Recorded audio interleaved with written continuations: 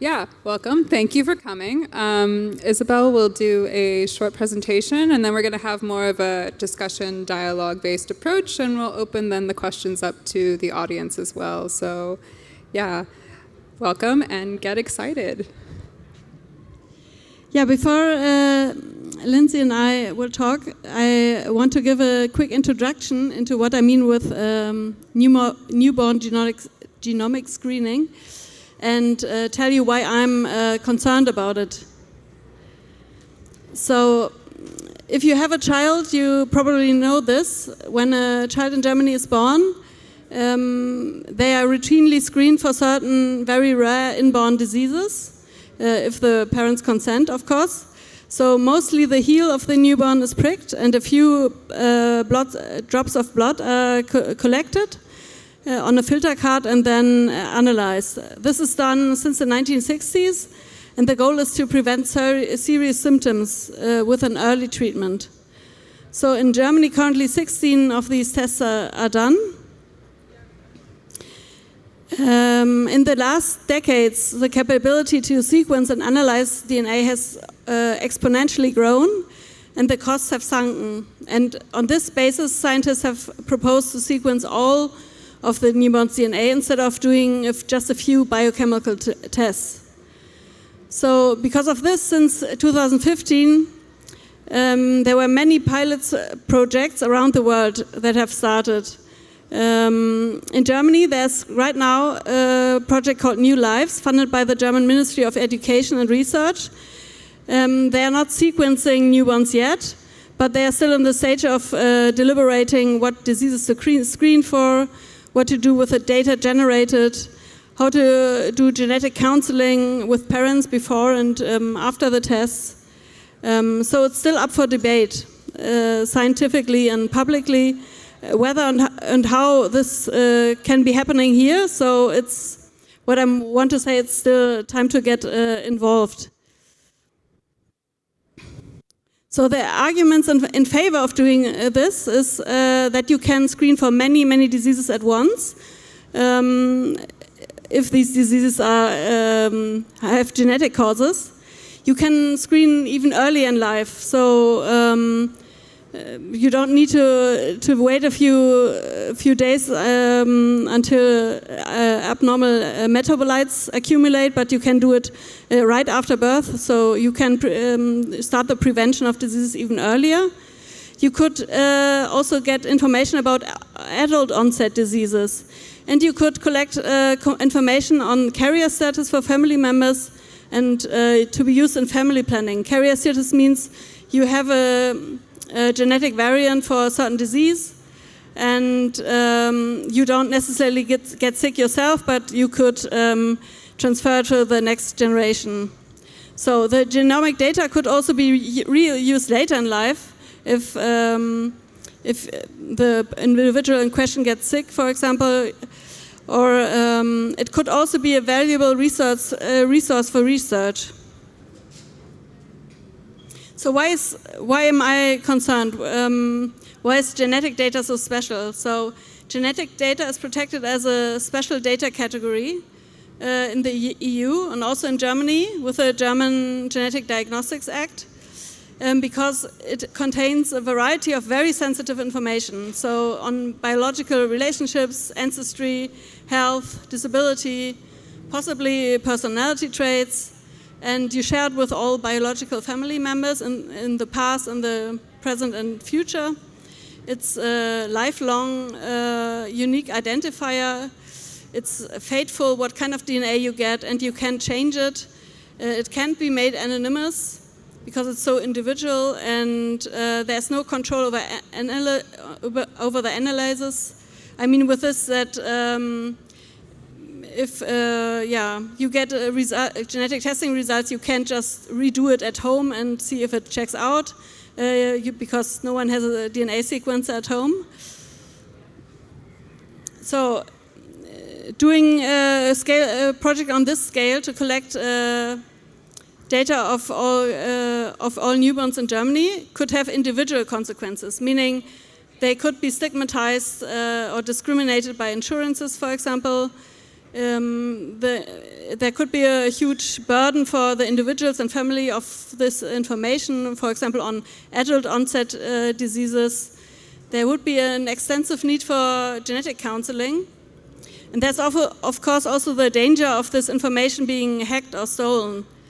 But what I want to talk about is not these more individual consequences, but broad social consequences. So the misuse for surveillance, forensics, for education or immigration policies. One thing I'm concerned about is that is happening right now, that in China there's a public program to collect DNA from millions of citizens, to build a nationwide DNA database to fight crime and to maintain social order. And it especially focuses on minorities. As you might have heard, there are the ethnic minorities like Tibetans or Uyghurs that are systematically oppressed. And there are reports of re-education camps, forced labor, forced sterilizations, and so on. And so this is one development I'm worried about.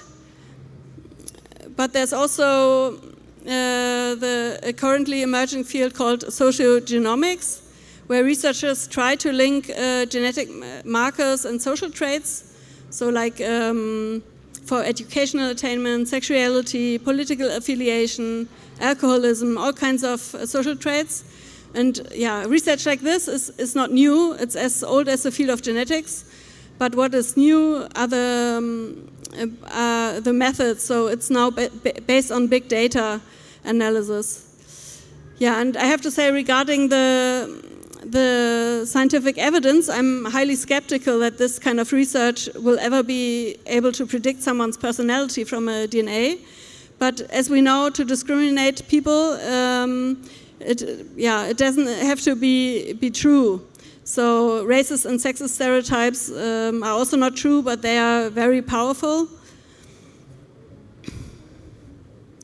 Yeah, and there's also the possibility to misuse a national DNA database, which a newborn DNA database would be, for forensic purposes. So genetic genealogy is a method to find the relatives of people that are unknown. So maybe you have heard of the Golden State Killer. That was the case in the US, where a serial killer was found through a public DNA database through finding his relatives. And of course it's a great thing to find a serial killer, but there's a history of controversial DNA analysis that is introduced through highly emotional, spectacular cases, and then later used for less severe cases, and then for minor things like theft. So the same method could potentially be used to trace anyone for anything.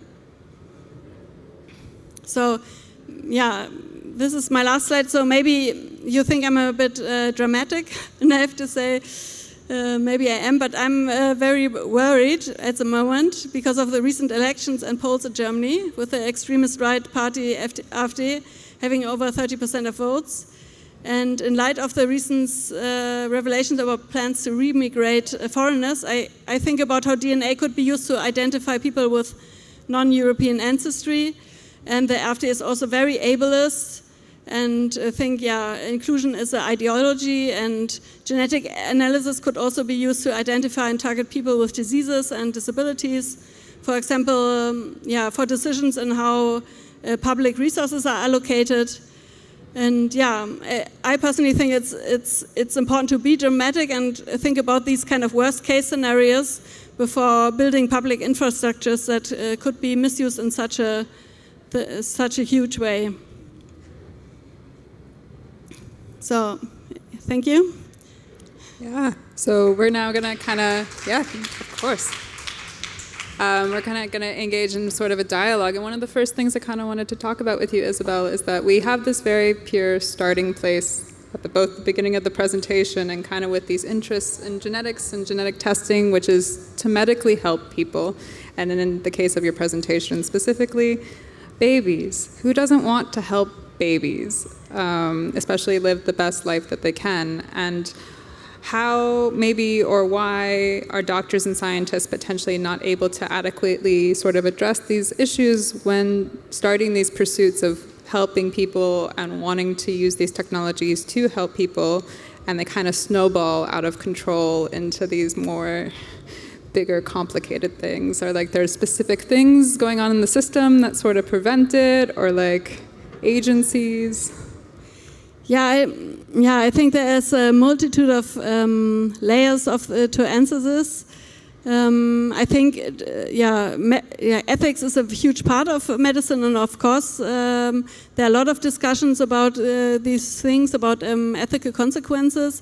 But what I have perceived for now, these discussions are more on an individual level. Like the reasons, the things I said, that people could be personally discriminated or have this informational burden. But these broad social consequences, I haven't seen that discussed as often. And I think, these kind of things are also not maybe part of medical education, that or not enough part of it, that there's not enough reflection of the past and what especially in Germany, the medical profession has a grim past of contributing to basically mass murder of disabled people.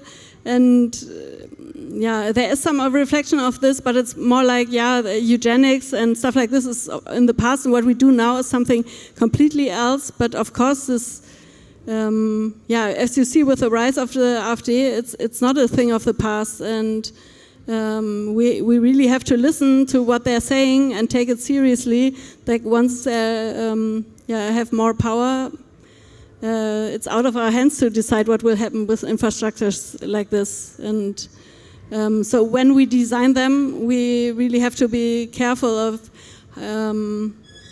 because once data is out there, people can misuse it, and I don't think that just saying only this institution can access this makes it very safe for the future. Yeah, completely, I agree with you. I also have quite a bit of personal experience with the things you've talked about that the audience doesn't know yet, but to fill everyone in, I'm actually genetically a mutant registered with the Charité in a medical program because I have a complete dysfunction of a gene that prevents me from forming tumors in my body. And I've faced medical discrimination in multiple countries because of it. These surveillance things, and how, since I'm also disabled, like I'm wondering how we can think in terms of using these technologies to be able to desire disability differently, to sort of counter the ableism present. And do you have any thoughts on, I know it's like a big unsolvable question, like how do we prevent systemic injustice, but that's a hard question to answer. But I think the first step would be to have more awareness of this. I mean, there are not, unfortunately, not so many people here, and I often have this, that when I talk about genetic data protection, like people's eyes glaze over, but it's actually, DNA is in every one of us, and it gets more and more important. The sequence technologies get better and better, because, as I said, I'm not totally convinced that it will be all that is promised. But as I said, it doesn't need to be true to be discriminated by it. So I think we really have to look at what's happening and what could be the potential. So there are people saying, for example, that you can determine someone's predisposition to educational attainment from the DNA. And there are people saying you should do an education system based on this. And these are not some outlier crazy people, but they are researchers and scientists, and they're imagining a world where, I don't know, children are tested for their DNA and then put in separate classes at school. I think that is very worrying, and these are also publicly funded projects, so it's not something really out there. No, completely. And I think also no one really thinks about this until it happens to you, and has, like, I didn't think about it until I was suddenly at a doctor's office and my health insurance company told me in the US that I wouldn't be covered when I get cancer when I'm older because it's a symptom of a genetic condition, and technically genetic discrimination laws, as we've actually talked and shared together, usually don't protect you against discrimination once you have symptoms of said genetic condition, which you would be like, why is the law then written like that? Like, what? That doesn't seem to really have a point then to protect anyone. And I think the point is that it's like a genetic risk is not a diagnosis, and it doesn't mean you will get this disease. And people, when these laws were put in question put in place in Germany, then there was a big fear of genetic discrimination, like what I described happening. And but this is of course a problem that it's legal to discriminate when people have symptoms. But I mean, even though it's genetic discrimination is forbidden, every week someone calls me and tells me about how they were refused private health insurance because they have a genetic risk for thrombosis. And this is something, if you haven't had a thrombosis yet, then, and it's just a genetic risk, this is illegal, but it's done anyways, and people just don't know. So, yeah, and no one wants to be at the doctor's office and be like, why am I suddenly paying for medical testing when I'm not sick either? Yeah, the interesting thing is that even doctors apparently don't know, because I have people calling me and saying that their doctors told them that they can't have a private health insurance because of this thing, or they need to tell the insurance that they have this genetic risk. And this is, in Germany, insurances are forbidden to, even if they receive the information by accident, to take it and to process it. They have to pretend they never received it, but yeah. Yeah, and I think this brings up a really big problem that we also don't realize. You talked about it briefly in your presentation with the US a bit, but the difference between who has your data, if it's a private company or a publicly funded system. So we have the direct-to-consumer genetic testing companies, 23andMe to shout out one. Like, what do we do? Like, do we have rights? Are we protected? Like, this is one topic I talk a lot about. Should you do a commercial genetic test? No. I talk a lot to journalists who do it as a self-test, and then we talk, and then they say, oh, I shouldn't have done it, because once you send in your DNA, it's basically lost. And there was one journalist who did try to get it deleted, and she did called 23andMe 14 times, and after the 14th time they told her, there's specific laws in California that they can delete it, so they can, basically it's now there, and Wow, no, that's insane. So, I mean, those advertisements look pretty appealing, but I guess now maybe stay away from them. You don't need to find out your ancestry maybe that badly this way. But yeah, then what do you need? Because like in the US, a lot of now medical practitioners are outsourcing these medical testings to these third-party direct-to-consumer testings because it's cheaper. So then what do you, I don't know, I guess Germany would never do this, but like also Germany's... Here, the Gendiagnostikgesetz forbids medical tests that are without a doctor in between, that you can't just go to the internet and do a medical test, then because you need to have some counseling before and afterwards. Yeah, that's a good thing. But the lifestyle tests you can do, and I think they are very questionable too, because some of them are very in the gray area between medical and, so they're like, for example, for personalized food, like nutrition, they tell you what kind of things you should eat or not, but the same genetic variants they're testing, they're also correlated with diseases. So yeah, I think if there would be more interest in this topic, something would happen, but so far it's such a niche market, nothing is happening.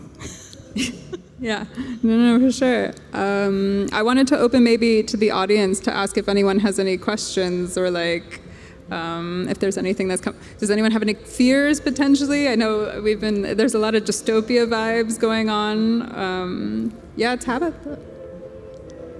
Here, I will come to you.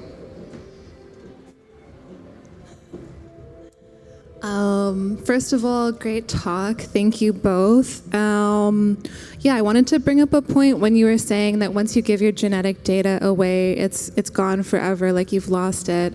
And this relates back to a conversation I was having last year with this really high-level fintech guy. We were just talking about AI, about like Sam Altman at one point had proposed maybe there will have to be a human verification system to prove that you're not an AI when you're online. And he was proposing to have kind of an eye scan. And when I was talking to the fintech guy, he was saying that anything to do with like your thumbprint, your eye, your genetic data, anything like that, never mix that into a verification system, because once it's gone forever. Once it's stolen, it can just be, of course, replicated in code, or like the meaning of it can be replicated in code. And so it's super important that this stuff is kept actually quite private, and that there are intense laws against it. And yeah, what are your thoughts on that? Do you think they're going to try to do that as like a human verification system? I hope not, but yeah, all we have separating us, or at least as like a verification, is like our physical bodies when compared to AIs online. Do you have any ideas on how people can be verified, I guess, is a question. I know that this is maybe tangential, yeah, or just general thoughts. Curious about that. Do you have something? I mean, this is literally the plot to the movie Gattaca. Are we going to keep Jude Law in a basement and then steal all his blood and sweat and hair and then pretend to be him to go to outer space? I mean, maybe. Yeah, we some month ago we did a Gattaca screening in Berlin because it fits very well to my work and the problem. And yeah, I think if people want to get around verification, they can always find a way. And yeah, I mean, especially DNA, like people, you lose your DNA all the time, like skin, everything you touch, and hair everywhere. And so this is really not very proof thing to be stolen, not be stolen. No, yeah. So, yeah, I don't have a solution for the best verification thing, but I don't think it's that. So we can maybe fight surveillance by kidnapping Jude Law and just slowly taking his hair line back and back. But he didn't steal him. He did he had an agreement with him. That's true. Yeah. I mean, also that movie is there's a lot of discussion about ableism in it as well. Yeah, totally. Yeah, when I was screening it, I was thinking, it's been some time I watched it. There are some problematic, also very heteronormative, but still, it's worth a watch. Yeah. But also, I don't think we realize that dystopia, in a sense, like, even if we don't contribute into it, like here and now, like if we decide to not do genetic surveillance or open source babies, we still, like the thing that you brought up in your presentation about what's happening in China, when we first talked about it and met, that was something I was like, holy crap.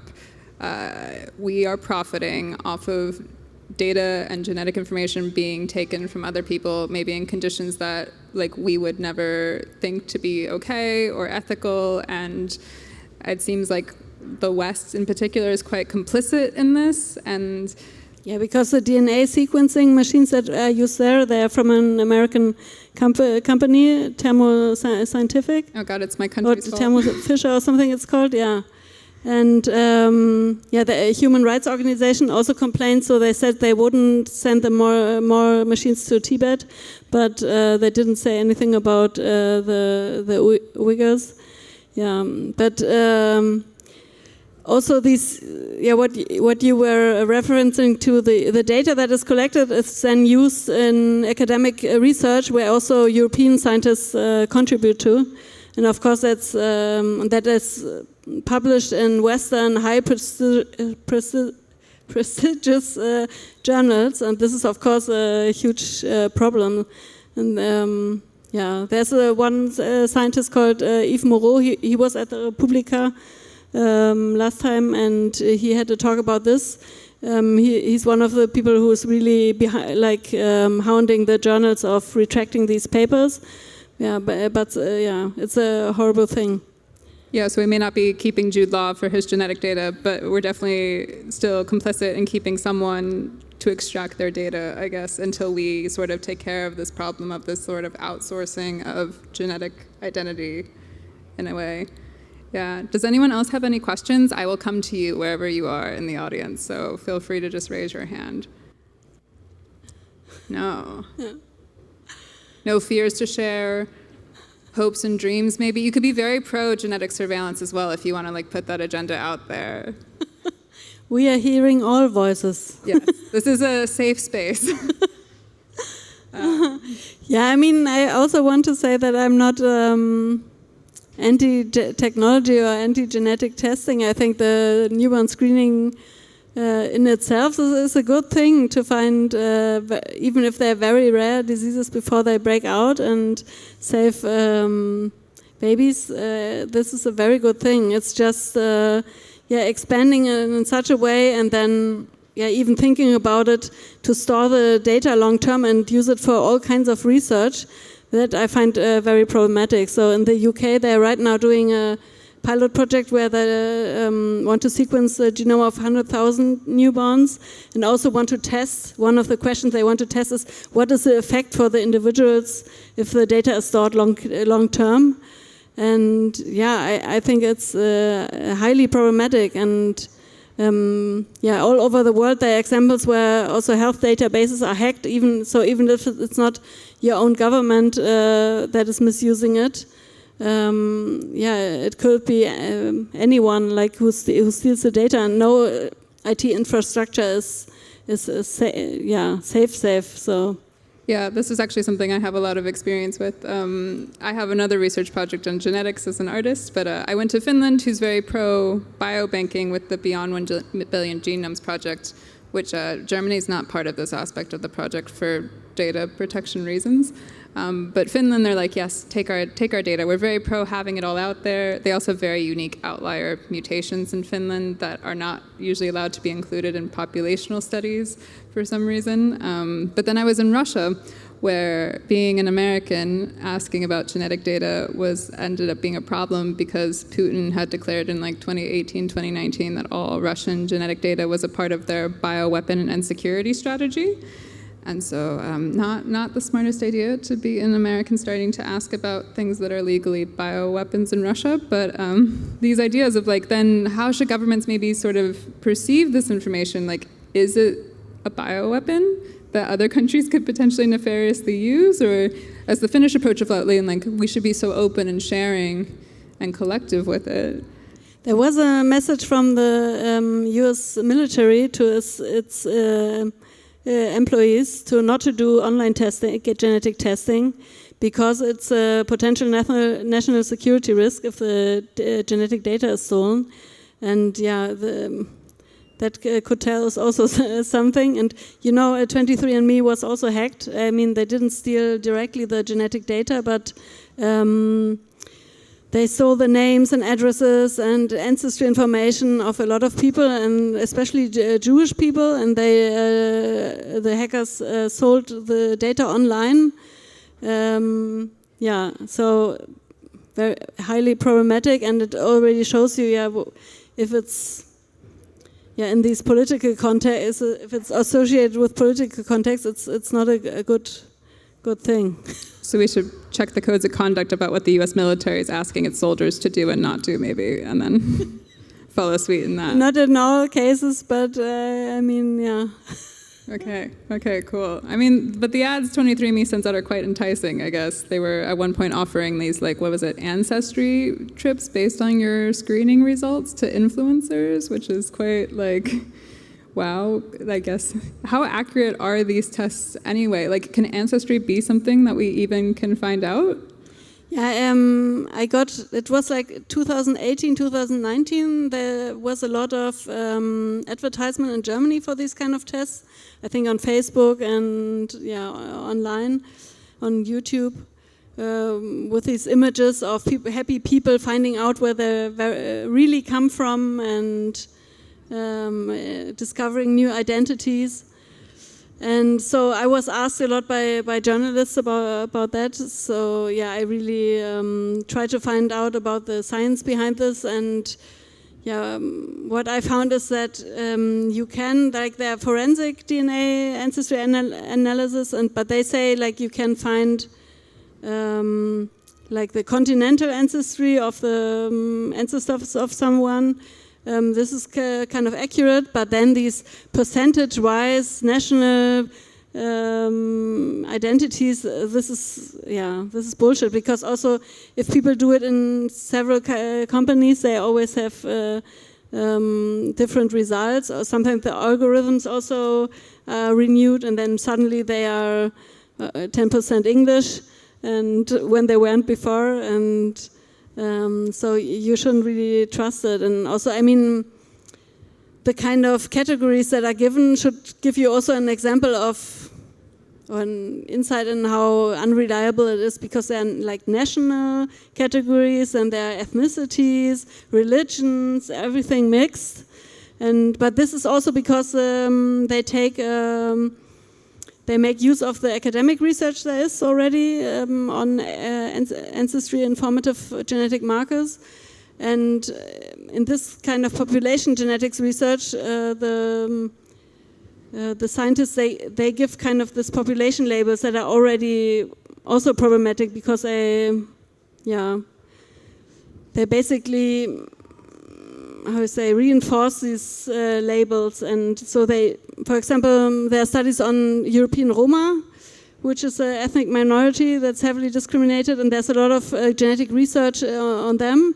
And there some researchers looked at how people were selected for these studies, and they saw that the scientists went to communities, they collected DNA from people, they sometimes even by just looking at them, how Roma they look, they selected people. They also went to the prisons and collected. It's very problematic stuff. And then later in the laboratory, they looked at how, if they had European admixture, so if they selected only people with non-European ancestry. So they selected themselves, the groups, by how their own prejudices, how they thought about this group. So Roma can't be European, so yeah. And this, I think, happens in a lot of cases, that this is why the research behind it is already problematic and unreliable also, because it's not good scientific sound practice. I mean, it also sounds horribly biased. I put in now a lot of different things. I'm sorry, I just got to. I mean, it like removes the kind of curtain behind like the machine that we call science and that we think of as this pure objective thing, and shows all the actual subjective decisions that go on. Yeah, like everything is decisions of researchers. What to study, how to study it, who to study it on, how to present the results, and so on. So what to draw for conclusions from it. And I think that is always important to have in mind. No, completely. Actually, when I got genetically tested, my mom had breast cancer, and in the US, if you're an Ashkenazi Jew and you have breast cancer, they start testing you because this is their suspicious link. And when I came to Germany and I got my oncologist, and she asked why my mom got tested when she had cancer, and I go, oh, my mom's a Jew, and that's what they do. And my German doctor was like, it's not a reason to test Jews for genetics. And I was like, right, Germany, Liss. Yes, I'm hearing the problem now about Germany and the Jews and putting people on registries and testing them. I'm hearing it, and it's making more sense.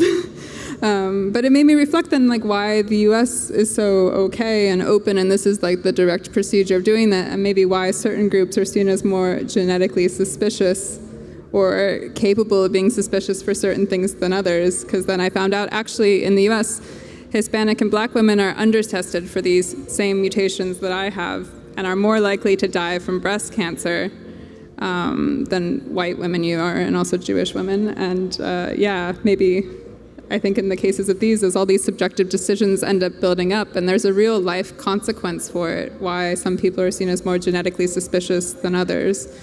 And maybe in this case, babies are now the focus. Yeah. But also I want to talk about, going back to the babies, maybe what are these diseases in general that we've seen as so threatening to start screening for babies? Yeah, I mean, right now, the 16 diseases that are selected for newborn screening, they are very like life-threatening diseases, and it's good if they are. Some are metabolic diseases where the body can produce a kind of enzyme, and it's very good to find that out early, so you can substitute with this enzyme or protein or something that is missing. So it's good that this exists and is done.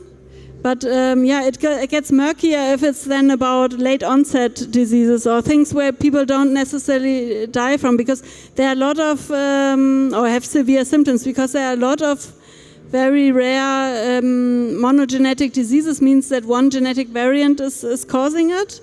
But they are all very rare. So, and there's a phenotypic flexibility. So in some of these diseases, people never have symptoms or very light symptoms or symptoms that can be easily fixed with a kind of diet. Of course you risk also labeling people as sick or chronically ill that will never have diseases and will never have symptoms. And even if it's something that most definitely will break out, is it something that you want to know? I mean, I think you should wait until the newborn is old enough to decide for, not a newborn anymore, basically, but to decide for themselves, do I want to know this? For example, Chorea Huntington is something that's a very severe disease, but it breaks out when people are in their 40s. And people should decide for themselves if they want to know. And not, there are these consequences of labeling children as sick when they're not sick, and then treating them as sick the whole time. And also then, all biological family members will also have this information that maybe I have this. And this was actually presented as the results of the US study, the baby sex study. It was called, it was also kind of pilot study for newborn sequencing. And they said this is like a kind of good result. They found out about carrier mutations in the newborns, and they could tell this to the families for future family planning. But I think it's ethically highly questionable to use this newborn as an instrument to get to know information about adult people who could do the test themselves if they're really interested. So as I said, right now the tests that are done, I'm totally for it. Like when my child was born, I said yes, but what I didn't say, there was also the field to say it can be used for research, just not specific research, but just research. And I said, no, I don't want that, because I'm an expert for genetic data protection. I don't trust anything. But of course, to find out if my child has this severe disease, I'm totally for it. Cool, yeah, they were like, you can't get me. I studied this, I specialized this, I'm sorry. But also then I'm wondering as well, like, when families are going through sort of these exploration things, it's usually through their child that they end up discovering anything, any sort of disease journey. It's always that one person who ends up being sort of this like clinical sacrifice to kind of give information about a whole family lineage, in a sense. And so with babies, it's easy because they're just there. They will cry when their foot gets pricked, but quite easy to subdue. with maybe like a treat or something, or clearly I do not have a baby. Not that well versed in it, but then what makes it maybe harder about like then chasing down, I know in my family, my mom had a really hard time chasing down her siblings about getting tested for these diseases because they're grown adults, and as grown adults tend to do in large families, they don't all always agree on the same thing and have opinions. And so yeah, also what age is old enough? Because I think also in Germany, the rules about data usage for the internet, it's like 7 years old. So is it 7 old enough then for genetic data as well? Like what age is maybe old enough for then someone to be able to make these choices as well? Yeah, that's a good question. Yeah, I would think, if it's for, if someone in their family has a disease or known genetic mutation, then it's something, of course, you think about early. But I still think if it's something where there's time, the child should decide it when they're 18 or something, like when an adult. And but it's But here we're talking about something where, there's no family history. It's just random discoveries, or not discoveries, just random. Like everyone is tested. And I think this is another, for me it's a different level of necessity, and that should be thought about when you think about systematically collecting this kind of information on this scale. I mean, in the end, it's also, I don't think about healthcare in the sense of monetary resources, but of course it's also a lot of money that is spent and a lot of effort, and all the genetic counseling. Just think about that, like there will be so many false positive results, or confusing results, people that don't know anything about genetic diseases, and there have to be so many talks. And in the status of the health system right now, I think to burden it more with, you need more time with doctors. I think it's highly questionable that then the counseling will be in a good fashion that really can also dissolve fears of people. Yeah, and also we are finding out, like when there are studies of where the genomes of healthy people are sequenced, there's always the finding that, so many people have pathogenic genetic mutation, but they're like symptom-free, and there will be so many incidental findings that even doctors don't know what to do with it. And I think, I think this is a totally different issue than like someone having a family history of a lot of relatives dying and being sick, and then thinking about, should I know this, and so I can get screened regularly and do healthcare things. No, completely. And I think that's maybe something that we should all think about as we end our talk here. I have some wonderful paper information and brochures from Isabelle that we would love to hand out to anyone interested, and I think I'll leave our little dialogue open to that, and thank everyone for being here and listening to us, and also thank you, Isabelle, for sharing. Thank you.